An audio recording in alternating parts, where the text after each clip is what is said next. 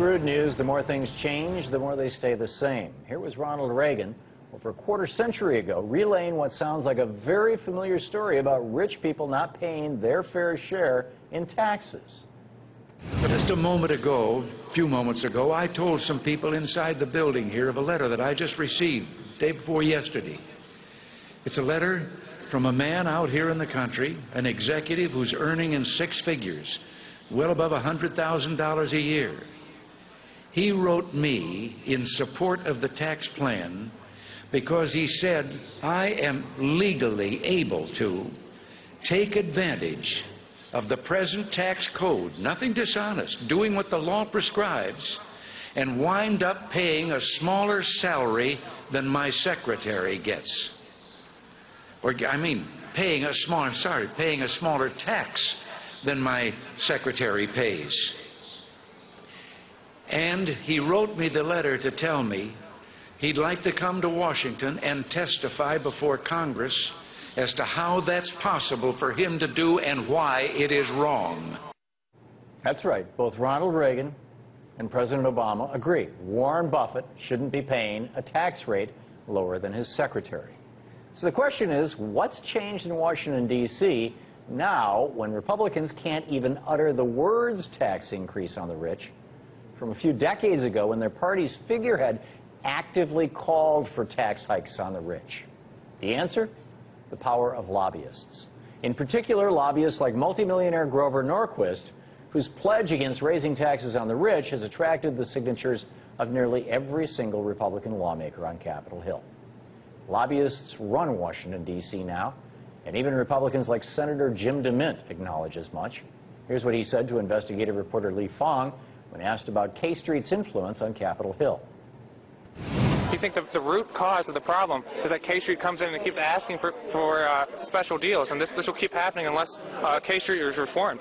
Well, we need a balanced budget amendment, so we have to balance our budget. Then we could not do everything that people come and ask for. But that is a problem. Everyone who comes to Washington, just about, except these people, want more from government. These people just... Sometimes Republicans do tell the truth. But what if I told you lobbying could soon be obsolete? That now, thanks to the Supreme Court's Citizens United decision, corporations can throw their influence around Congress in other, even cheaper ways than good old-fashioned lobbying and campaign contributions. Dave Johnson is a fellow at the Campaign for America's Future and senior fellow at Renew California. Joins me now to talk more about this issue. Hey, Dave, welcome. Hi, Tom. How has Citizens United nearly rendered lobbying obsolete? Well, you have to understand that Citizens United enabled corporations and billionaires to contribute unlimited amounts of money and spend unlimited amounts of money, and this has led to a new phenomenon called a super PAC. Now, Wall Street, the financial sector, of course, is famous for financial innovation, and along comes a super PAC with a really good financial innovation here that's going to save them a ton of money. Now, the old way that you got your influence in Washington was you actually purchased legislators. You would contribute money to their campaigns, and you used to have to aggregate it in smaller amounts. Now you can, of course, just put unlimited money behind a campaign. Or what you could also do was you would purchase a legislator or their staff by offering them jobs that they would then get once they left elected office for tremendous amounts of money. Well, this new innovative banker super PAC is using a new formula where they're gathering a whole lot of money, and they're going to use that money to threaten legislators. Now, this is one of the worst fears that comes out of the Citizens United, is that they can come into your office, they can say, if you vote against our interests here, we can put unlimited money against you in a campaign, or otherwise, we can smear you so bad that you won't even be able to go home when you leave office. Your kids will get beat up in school. So think about what's different here, though, is when you used to purchase a legislator, you had to actually come up with the money, pay the campaign contributions, or like the representative who shepherded through that Medicare prescription deal. Billy Townsend. And then immediately left office to become the lobbyist for the pharmaceutical industry. Last year, he got $10 million. So year after year, you have to keep paying these guys, or women, mostly guys. But this financial innovation is great because now all you have to do is you just have to crush one or two of them. Crush them really bad, come up with a ton of money, crush them really bad, and as somebody on the inside said, when you've crushed one or two, all the rest of them will live in fear, and you don't even have to put out any particular effort. So think about how much money this saves. This is a wonderful, wonderful innovation for efficiency in the use of money, I think. That's extraordinary. Instead of having to give a carrot to everybody, you just use one stick on a couple of people, and everybody else sees the stick, and they're afraid. Are you familiar with the story of Peter DeFazio and his last congressional campaign? That's right. I think somebody from a hedge fund put up something like $10 million just in a congressional campaign. It wasn't that much, but what's amazing. I lived in Oregon at the time, and Peter told this story on our program, but it's just incredible.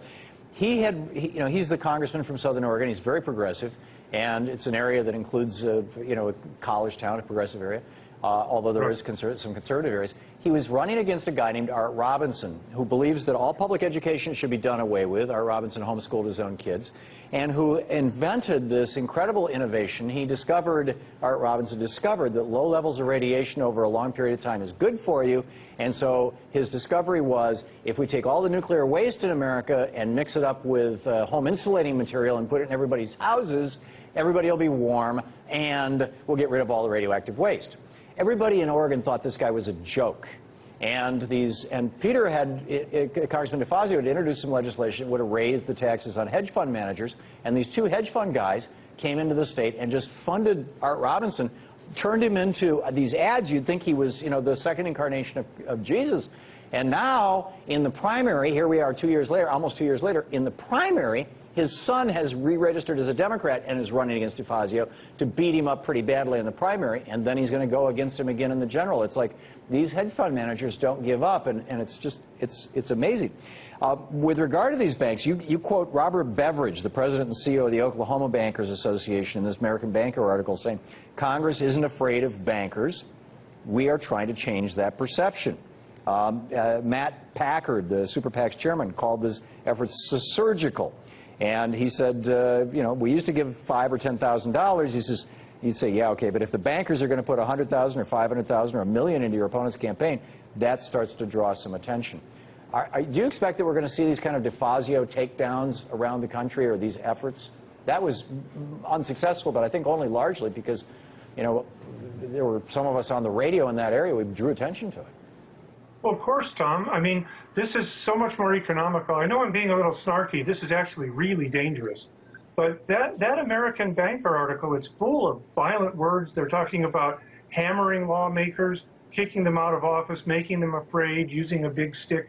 And, of course, others are going to come along and do this because it has to be effective. The trouble with this, Tom, is that what it means now is, again, the worst of the Citizens United fear is that this is not about supporting candidates. This is about crushing candidates.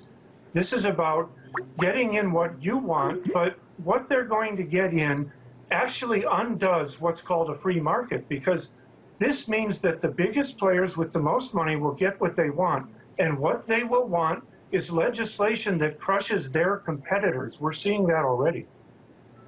Yeah, it's really quite extraordinary. Dave Johnson, thank you so much for being with us tonight.